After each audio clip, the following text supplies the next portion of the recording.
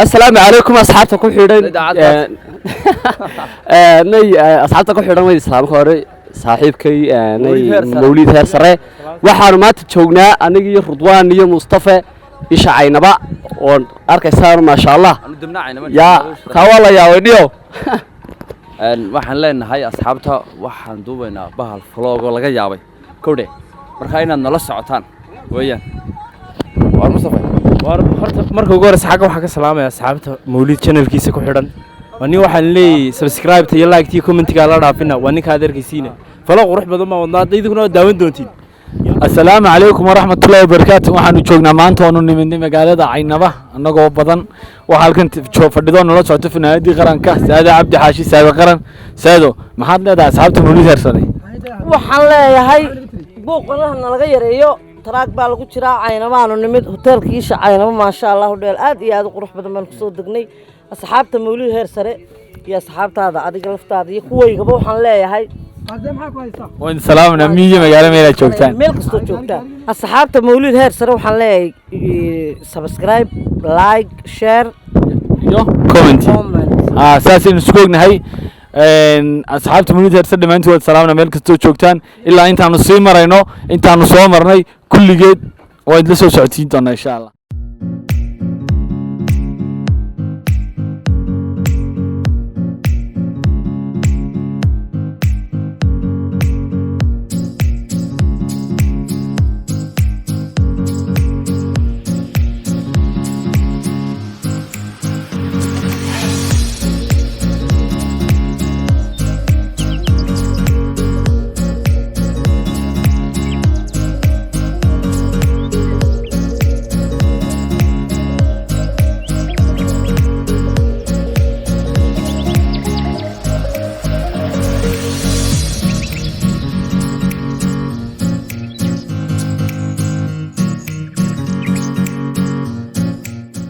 السلام عليكم ورحمة الله وبركاته دمان أصحابتك وحنا channel كيغا مولد هير سرة aad baan idin salaamay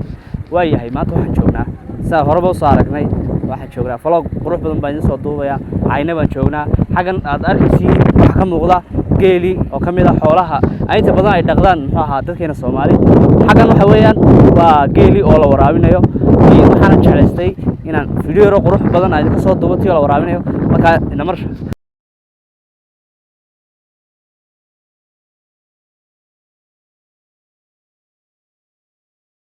واتهاي حتى سوى ذاك السين وحنوي من برتي جيل لقى ورابينه وكان هذا ذاك السين جيله وحلو ورابيا يقول جماعة أي لو ورابيا يها حاجة نكون جدران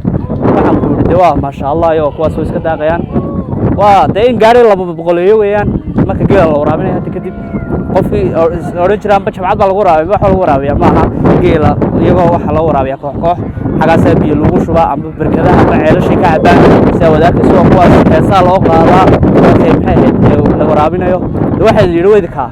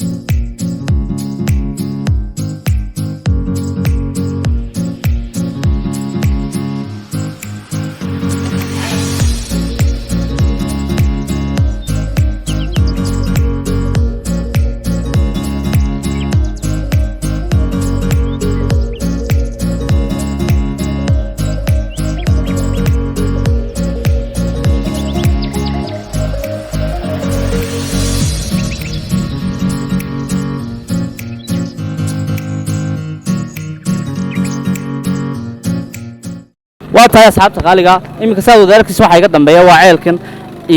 عيلكن وحلا رهضة ceelweyni waxaanu ku yaalaa magaalada Caynaba waa ceelka ugu ballaaran ee muxuu ahaa magaaladan laga dhaansado hadday noqoto muxuu ahaa in laga waraabiyo xoolaha geela sidoo kaleeto marka waa ceel aad u qurux badan waana ceel ilaa muddo badan soo jiray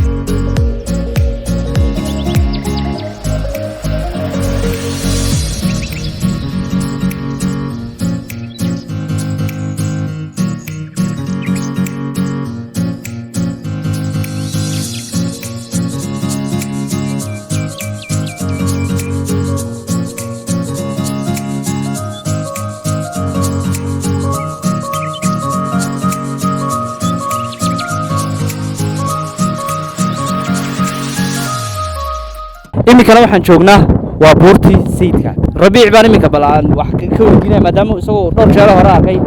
xaggan waxaa deganaan jiray sayid maxamed cabdulla xasan oo Soomaalidu aad u wada garanayaan sidoo kale waxaa jira xaggan guriyihii bariga waqtiga lagu dagaaltami jiray oo ilaa hadda wax ka sii dhisan yihiin baa jira xaggan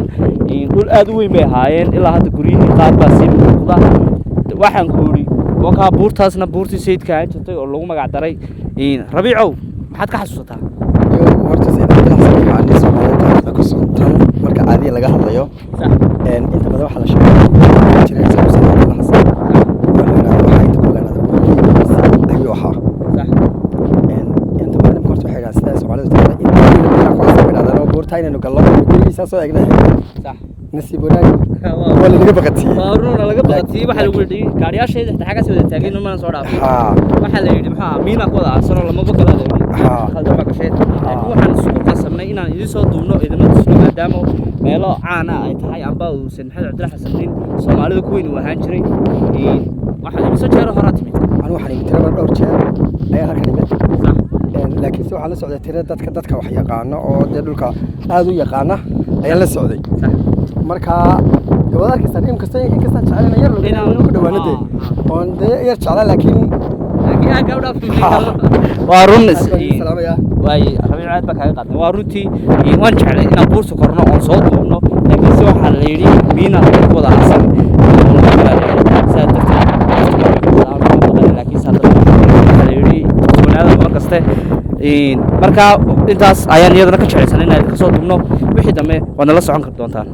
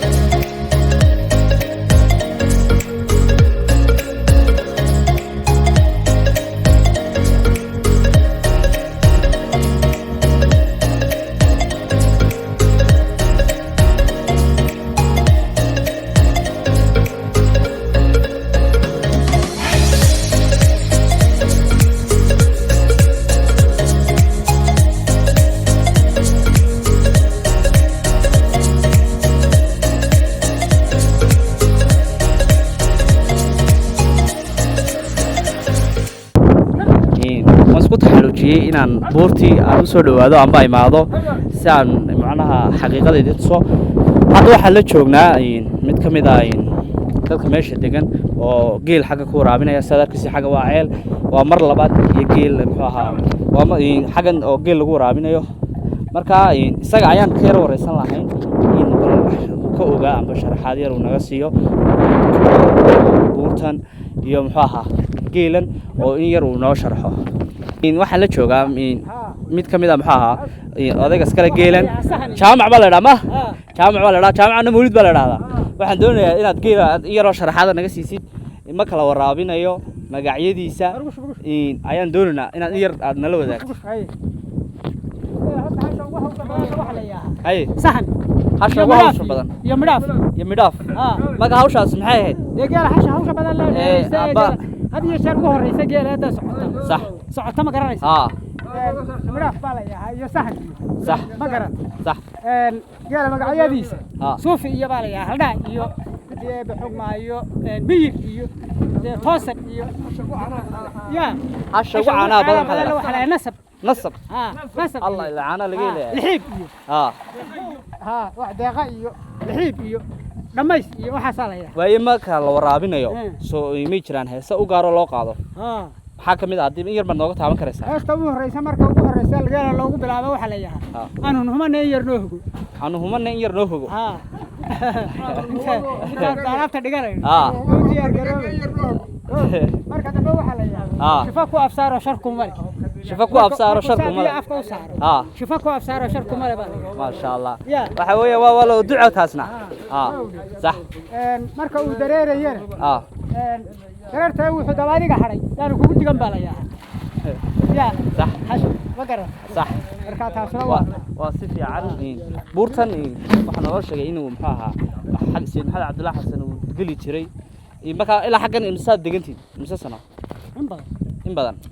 wax mad ka xasuusataa taariikhda xaqan sayidka iyo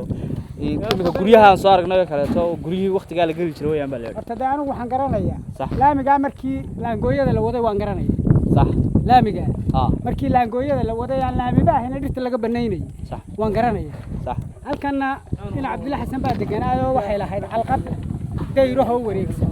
صح xalqad dayraha wareegsan oo dhagax صح oo de lagu gabado dhufays macaan u ah صح yay lahayd صح magaaladuna marka halkan bay ahayd labada daarood oo dhow labada daarood oo dhow imka soo aragtay magaaladuna halkaas ah xagaas magaalaba ma ahayn iska ay cidlaabay صح soo koow صح marka halkan waa halkii in Cabdullaahi oo ka xalqadii wata eegdaarihii waa kuwa dhagaxii waa ka qaarkiis dabayaaqadiis صح wataasi dhisan صح dhagaxaantan oo kale marka ma waqtiga guriyada la gali jiray ay ka soo haray miya guriyada la gali jiray ma dhagaxaanta iska dhagaxadii iska dhagaxa iska dhagaxadii صح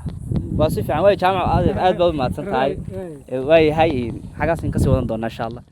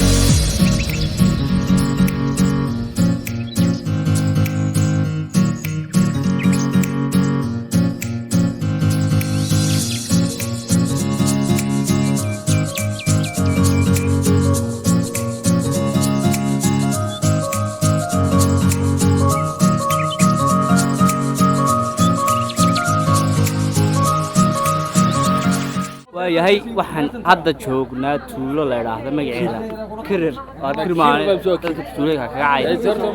kirir baa la yiraahdaa kirir baa la yiraahdaa xagga waxaan ku cabaynaa shaax aan geeli ka guumaysaa dad cabtid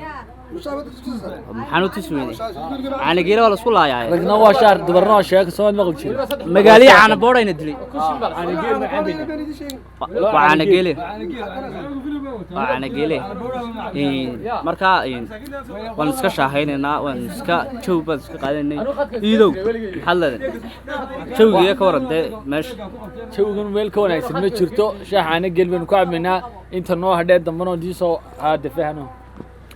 ninkan baan iswaraysanaa war saaxib magaca ninkan oo xagan ka wada shaahaynanay maxamed baa la yidhaha maxamed baa lagu dhahaa rag xaggaasaa kusoo xabaday inaan arkaya hubka dhiga raggi waraabay waa ishaysaane waa ishaynaa waa ishaysaa waa arkaya xaggaasaa ka arkaya tuulada maxaa la yidhaha baa tidhi kirir tuulada kirir baa la dhahaa imse sanaad deganta adigu waxaan degannahay dhowr iyo 20 sano dhowr iyo 20 sano de markaa idinka asaasay ka Markaa dhigay aniga dad lagu asaasay ceelal bay leedahay macallin sayidkii koor bay asaasay sayidkii ka hor baan asaasay waa tuulo magac weyn hadda tuulo magac weyn oo waxaan ku yidhi